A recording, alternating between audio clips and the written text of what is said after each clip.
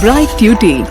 Every student matters. Hello dear students, welcome to another lecture. Now in this class we are going to continue with chapter 2, Knowledge and Wisdom, written by Bertrand Russell for class 12 alternative English Nagaland Board. Now in the first part of the video I had told you about a few instances that were quoted by the author Bertrand Russell, wherein he pointed out that without wisdom, knowledge is not only incomplete but also very harmful in nature. Okay, he talked about how an infant gradually becomes wise, and then he gave the example of the composition of atom that might be known to a very knowledgeable person, but if it goes to somebody who's not wise, rather has evil intentions, then that can actually lead to the end of human race on this earth.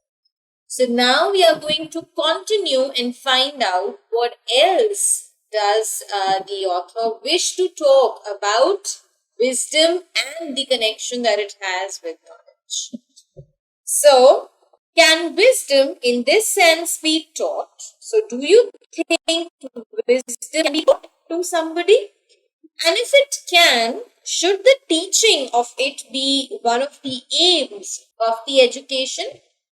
So, Bertrand Russell, he asks a question that do you think wisdom can be taught to anyone? And if it can, then do you think it should be one of the primary aims, one of the most important objectives of education? I should answer both of these questions affirmative. Affirmative, positive. So for him, the answer is yes. He says, we are told on Sundays that we should love our neighbors ourselves. We are always told by our parents that we should help and love our neighbors. On the other 6 days of the week, we are exhorted to hate. So he says that, this is something which is very strange. Every Sunday, we by our parents are told that we should love our neighbors, love thy neighbors is what they keep on preaching every Sunday. But the other 6 days of the week, we are given with examples and instances to hate them. But you will remember that the precept was exemplified by saying that the Samaritan was our neighbor. We no longer have any wish to hate Samaritans, and so we are apt to miss the point of the parable. So he says that, we have to remember that the precept was exemplified. Exemplified means it was given an example, and precept means that this rule that we always have to love our neighbor, this rule was set as an example by saying that Samaritan was our neighbor. Samaritan is, a term which is used to describe somebody who is very charitable in nature. So the writer says that those who have a Samaritan as their neighbors, those who have a very good, very kind and charitable people as their neighbors, they always keep on talking about how and why we should love our neighbors. But now we no longer have any wish to hate the Samaritans. Obviously, somebody who's nice and charitable, why do we have to hate that person?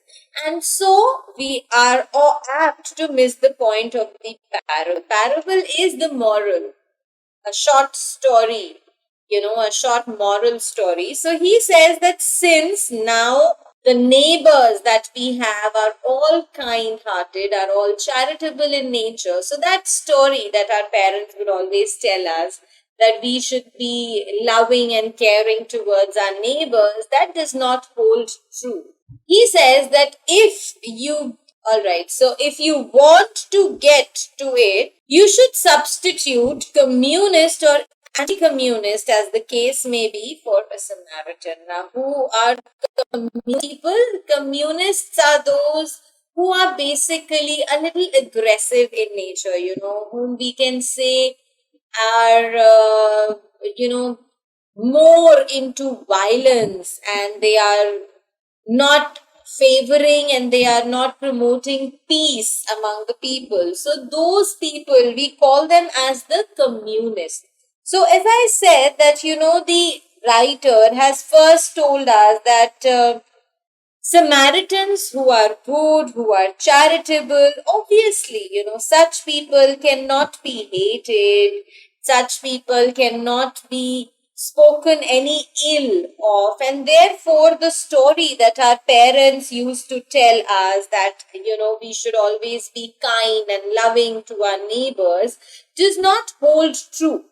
Now, on the other hand, if we talk about communist people, as I told you, they are those who have some sort of a political background, some economic system that they follow, and, they create a society which is classless. So they do not believe in differentiating, in creating divisions within the society. And on the other hand, we have anti-communists. Opposite. So communists are those people who do not believe in creating any discrimination or any differences in the society. And on the other hand, we have anti-communists who are a little violent and, who believe in getting their way out no matter what. So if you want to prove the fact that we should always love a neighbor, you should have a communist or an anti-communist in the place of a Samaritan, because one can never hate a Samaritan. But on the other hand, if you have somebody who's communist in nature or anti-communist in nature, then obviously you can have your opinions of like and dislike towards them. It might be objected that it is right to hate those who do harm. So, there are a lot of people who object, who do not favor that hating somebody who has an intention of harming you, who has an intention of doing something wrong against you and with you, it is not wrong at all. I do not think so. He says, if you hate them, it is only too likely that you will become equally harmful. And it is very unlikely that you will induce them to abandon their ways. So the writer says that I don't think it is okay to hate people who are harmful. Because if you carry this intention within yourself, then you are being equally harmful than the other person. Moreover, if you yourself feel this way, then you will never be able to induce, you will never be able to pursue, you will never be able to convince the other person to leave whatever evilness, whatever negativity they have in themselves, because you are convinced that there is nothing wrong in being evil to people who do you harm. Hatred of evil is itself a bondage to evil. So, hatred of evil is a bondage to evil. If you develop a hatred, a feeling of hate for those who are evil to you, then you yourself are bound to become a bondage to evil. You yourself will get into the shackles of this evilness and will not be able to come out of it. The way out is through understanding, not through hate.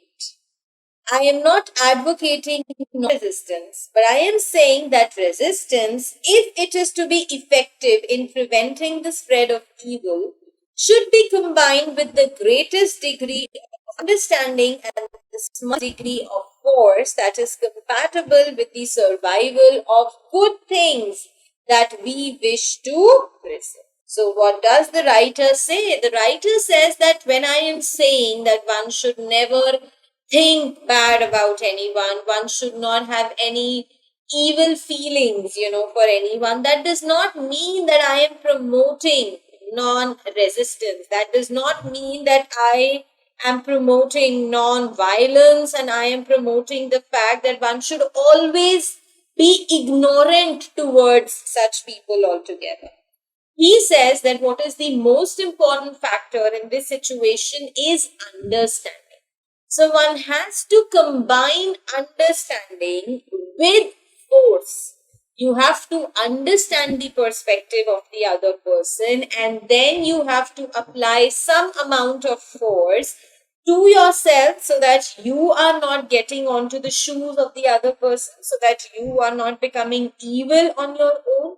And only this ways you'd be able to preserve, you'll be able to save what you wish to save in the long run. Okay, that is the humanity. It is commonly urged that a point of view such as I have been advocating is incompatible with vigor in action.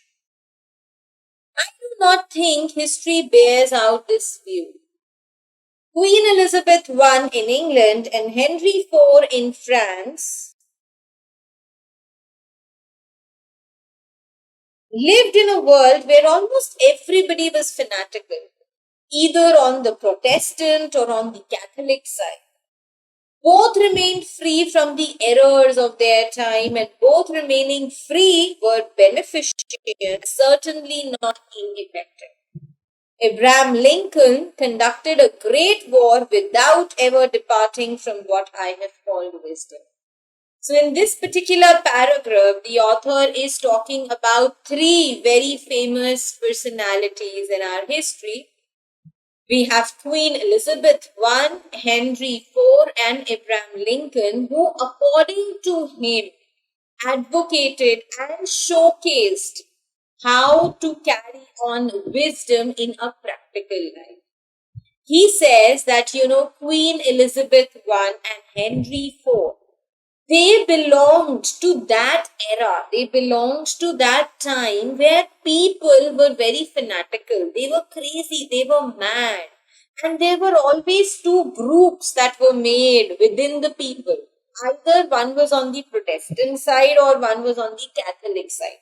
So these were the two groups of people that were divided in those days. And we all know that whenever there is a groupism within the society, there is bound to be some argument. There is bound to be some, there is a possibility for one to think bad of the other, to think evil of the other.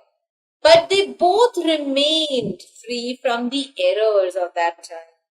They were free. They did not let anything hamper them. They did not let anything affect them. And because they were so free and they were so impartial and they were so wise, they were able to benefit and remain effective in that society. They not only were helpful to the people, but were also effective. We all know how great Elizabeth I and Henry IV were. In addition to them, he also talks about Abraham Lincoln, who conducted a war. So there was a war when Abraham Lincoln was in rule. But at that time also, he never ever parted away from his wisdom. So when there was a war in his presence, he took all the decisions of the war very wisely. So he calls these three people very wise of their time. I have said that in some degree, wisdom can be taught. I think that this teaching should have larger intellectual element than has been customary in what has been thought of as moral instruction.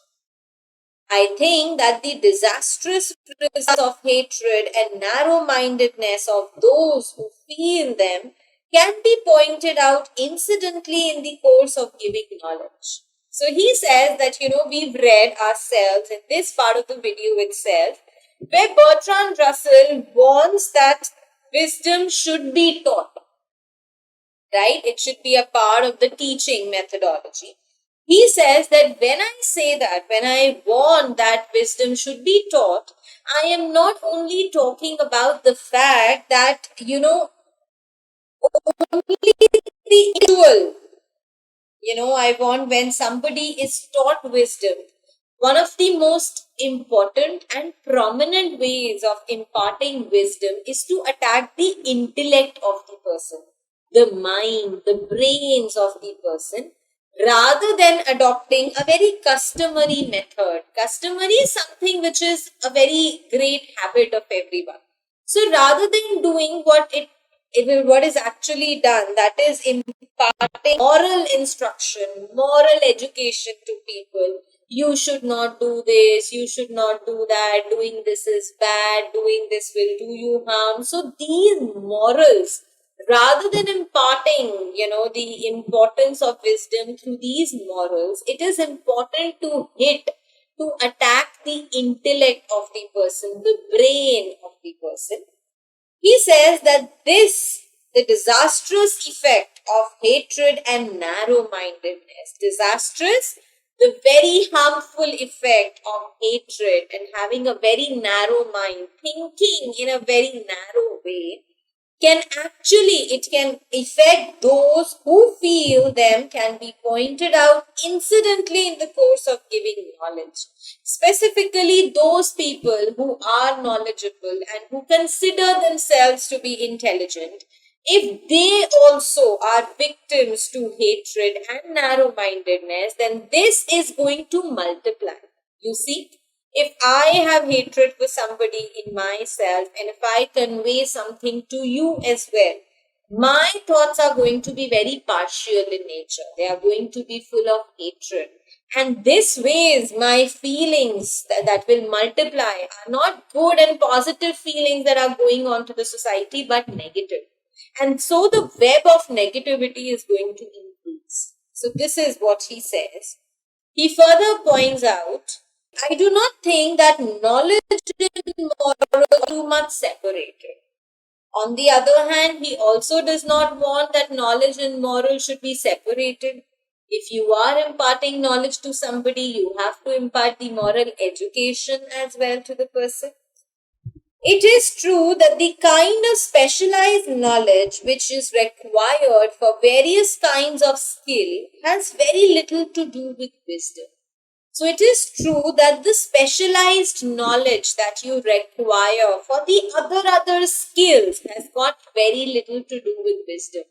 You might be skillful, but it is not important that you are wise. You might have the knowledge, but you might not know how and where to apply that knowledge. But it should be supplemented in education by wider surveys calculated to put it in its place in the total of human activity. So he says that, it should be supplemented in education. Moral education should be a part of the regular education by wider surveys calculated to put it in the place of total human activity. So whenever we talk about human beings, whenever we emphasize upon the activities that need to be adopted by the human beings, we ought to keep in mind that moral education should be a part of it. Moral education should be inculcated in all the people who are in this stream of further forwarding or further divulging this information to people.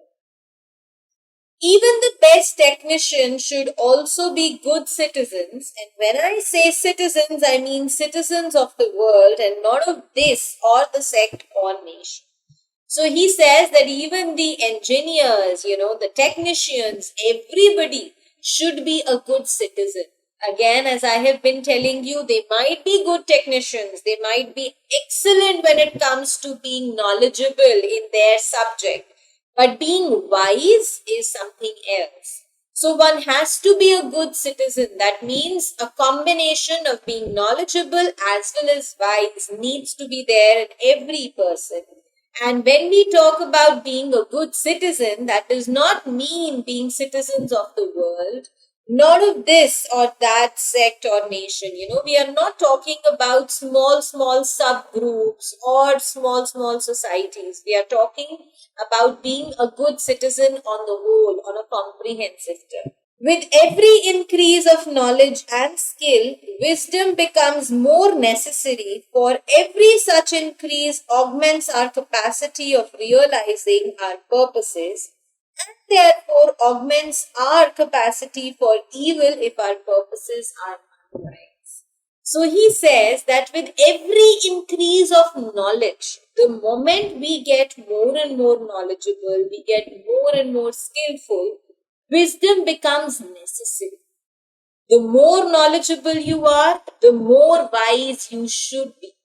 For every such increase augments our capacity of realizing our purposes. Augmenting means to increase. If we are knowledgeable, if we are skillful, we have a bigger role to play in the society for the well-being of the country, for the development of the country.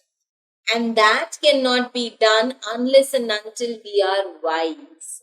And therefore, one has to be wise, because if we are not wise and if we continue to increase our knowledge and skills, our evilness is going to increase in proportion rather than goodness. The world needs wisdom as it has never intended it before, and if knowledge continues to increase, the world will need wisdom in the future even more than it does now. So he says that at present, the need for wisdom in the world is very high. We have a lot of people who are knowledgeable, but we lack wise people.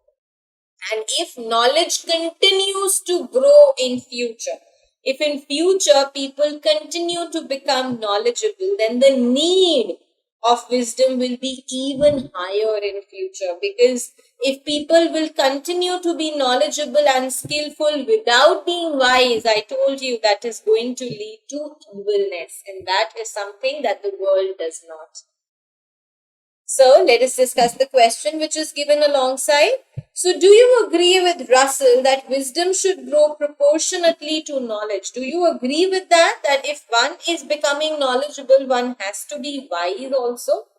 Yes, indeed. We strongly believe that if one is getting knowledge, one needs to be wise as well. Because without wisdom, you will never know how to apply that knowledge in the best of its manner. And if you use your knowledge in an uncanny way, in some evil way, then that is going to lead to a problem, a massacre, an apocalypse in the entire world, which is obviously not. So, my dear students, with this we come to the end of this chapter. So as we've discussed, Bertrand Russell talks about the importance of being wise along with being knowledgeable. He's given a lot of examples. He talked about a medicine. If you were in a scientific research of developing a medicine, you might not know what effect your medicine may have on the outside world. Then he also took the example of the composition of an atom. So if you're composing an atom, you're very intelligent and you're doing that, but if unknowingly you hand it over to somebody who's not wise and who uses that for something evil, then that is going to lead to the end of human race on this earth. Then he also talks about Mr. A and Mr. B who hate each other. Remember? He talked about the fact that if you go to both of them and you tell Mr. A that Mr. B hates you, he does not like you, and you say the same thing to Mr. B as well, then that is only going to develop and promote more hatred between them. On the other hand, the ideal way is to make them understand that every person is full of some sort of a negativity and be bound to forgive it and, just come over the same. Then he also talks about the importance of being impartial. One's act, one's wisdom should always be devoid of any impartiality. He tells that comprehensiveness is important, talking about something on a whole is important, and therefore only knowledge will not suffice. One needs to be wise as well. Then he talks about the example that he took of Samaritans and the communists and the anti-communist people, telling that saying or giving a moral to somebody about a Samaritan is something which is not possible, because Samaritans are always good, they're always kind, always charitable. But to have your head held high and to keep a very positive outlook towards somebody who's a communist or anti-communist in nature, that is when your wise, your wisdom is going to come to test. So this is how he talks about the importance of both knowledge and wisdom going hand in hand. Because according to him, that is the only way one can lead this country to development. And with the increasing time, when knowledge among people is growing multifolds, the importance of wisdom has increased even more. So, my dear students, I hope the chapter was clear to you. We shall now discuss the back exercises of this chapter. So, which leaders does Russell say were able to mix knowledge and wisdom soundly? Again, we have discussed it. We have Elizabeth I, Henry IV, and Abraham Lincoln.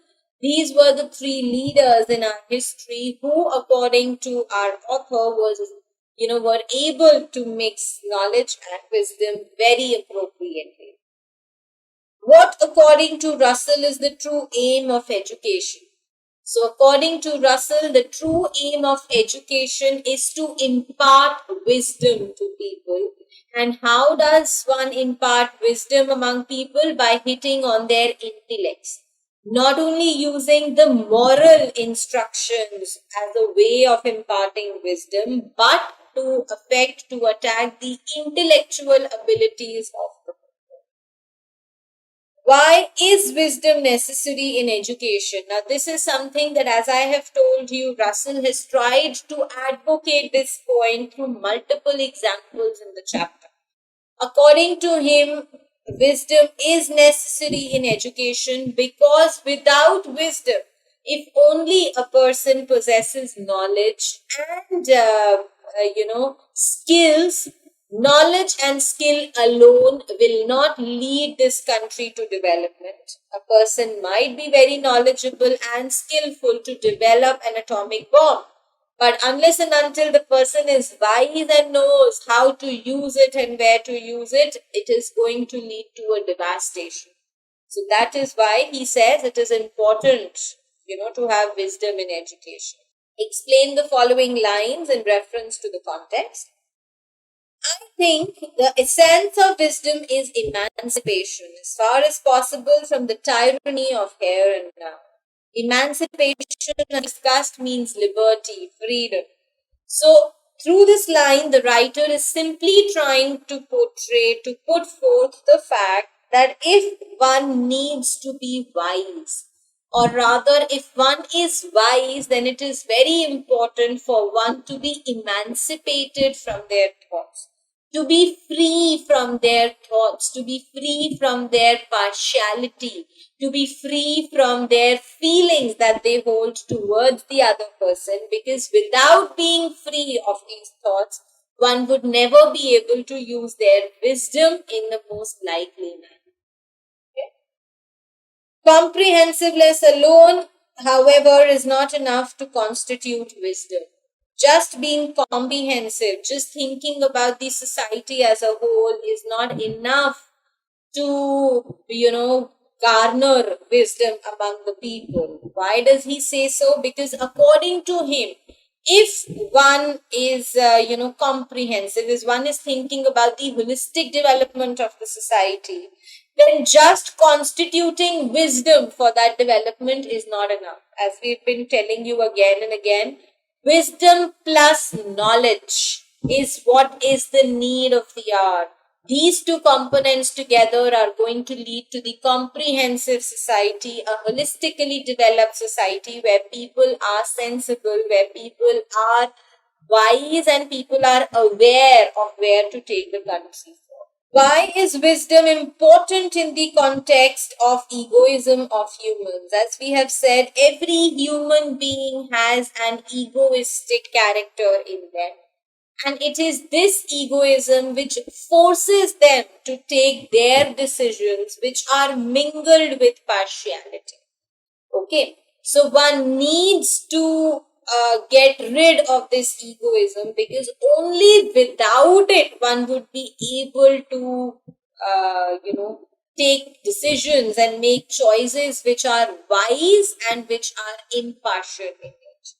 What are the 4 factors that Russell refers to in the essay? So 4 factors that he talks about. One is the comprehensiveness of the society. Then he talks about the emancipation that one needs from one's egoism or impartiality. Then, as we have read, he also talks about, as you can see in this paragraph, it is very clearly written. I'll just show it to you so that you know where I'm taking it from. On the very first page, it says, yes. So, a sense of proportion, one of the factors that he talks about.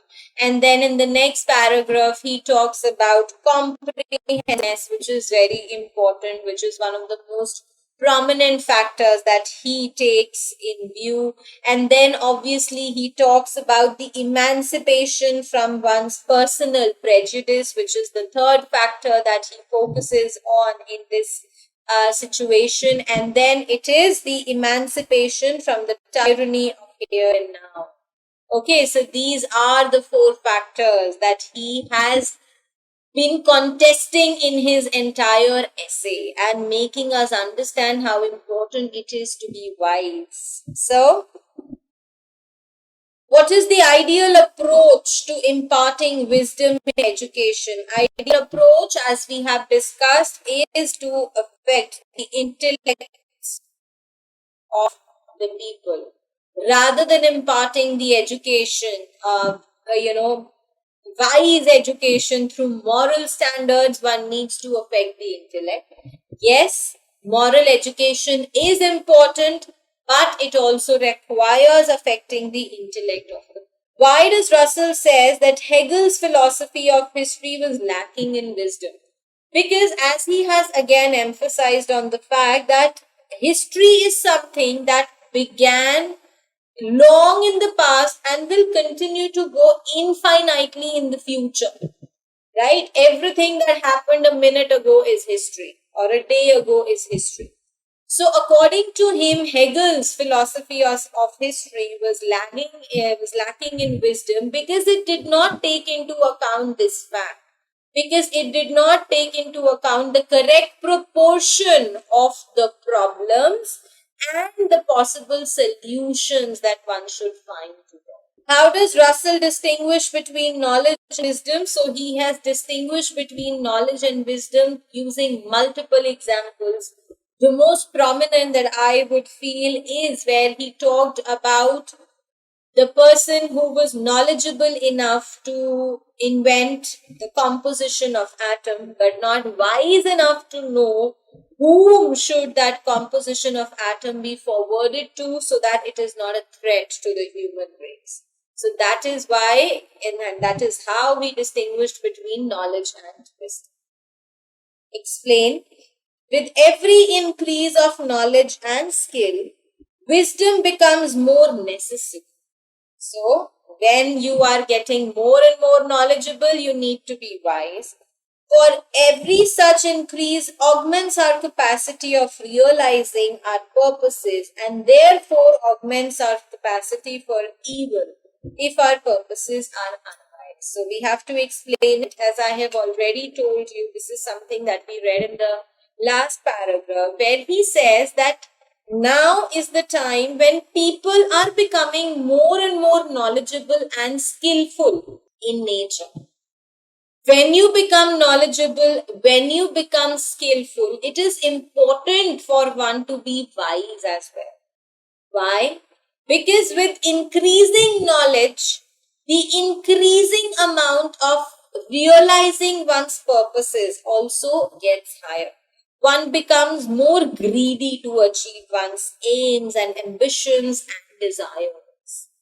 And if those aims, if those desires, if those wishes are not controlled by your wisdom, then what is going to happen? They are going to take an evil turn, which is going to be disastrous, which is going to be harmful for the society.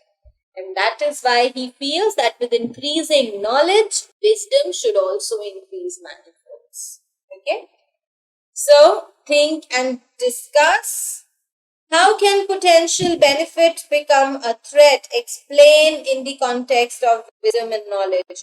Again, potential benefit become a threat. My favorite example, as I have been telling you, is that atom, the composition of atom that I have already discussed in this question, question number 5.